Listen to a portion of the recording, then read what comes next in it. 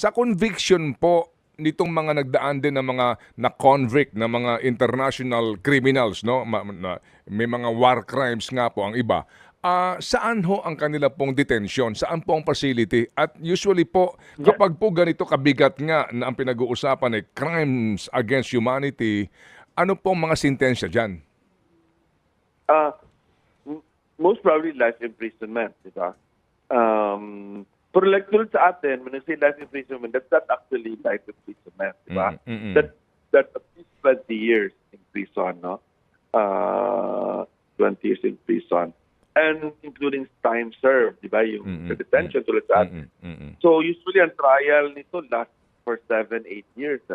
Matagal siyang trial, matagal yung trial ng ganitong klaseng kaso, no? I mean, so 20 to 20 years na, no? And the prison is right there in the ICC compound or nearby.